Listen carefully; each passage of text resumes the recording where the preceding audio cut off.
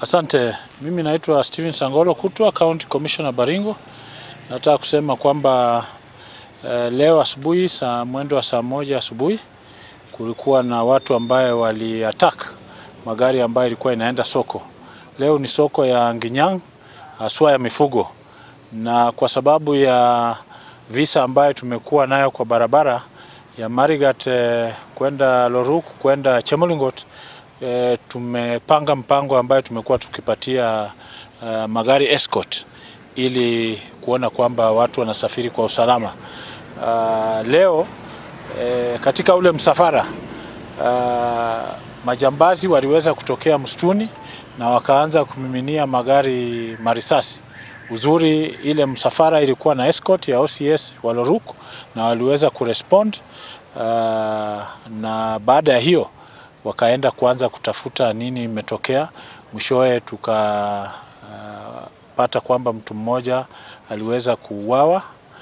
Kwamba katika hayo makabiliano mmoja aliweza kukufa akiwa pale kwa scene mahali ambayo kulitokea hiyo kukabiliana na risasi, na mmoja aliuawa wakati amefika hospitali akawa atambulika amekufa na kwa sababu ya majeraha ambayo alipata katika risasi.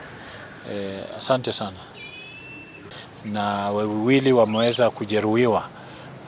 Tunasikitika hicho kisa kwa sababu hivi karibuni mambo ya banditry tumeiweka chini kabisa.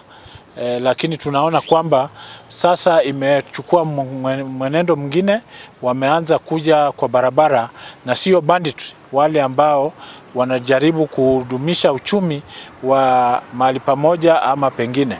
Na niseme kwamba biashara ya Marigat, biashara ya Chemolingot, biashara ya Loruk ni biashara ya kila mtu, na kila mtu anahusika katika hiyo biashara kuinua uchumi wa Baringo na wa taifa letu. Na tukiwa na watu ambao wanaanza kufikiri kwamba wanaharibu biashara hii kwa kupiga magari barabarani wakiharibu uchumi ya mwingine, hiyo hatutaweza kuvumilia. Tumeweka mikakati na kuanzia leo tutakuwa tunaongeza patrol katika hiyo barabara. Magari yataweza kupewa escort yale ambaye tunaona kama inaweza kuwa target, lakini generally imarisha usalama katika hiyo barabara. Nataka kuwahakikishia ambao wanatumia hiyo barabara kwamba usalama tumeweza kuimarisha na waende njia zao na mambo yao bila wasiwasi yoyote. Na niseme kwamba tumepunguza uhasama kati ya jamii, lakini mkora mmoja ama wawili ambao wanataka kuleta uhasama kwa jamii haswa kutumia barabara, hatutaweza kuvumilia na tutawafuata mpaka tuweze kuwakabidhi.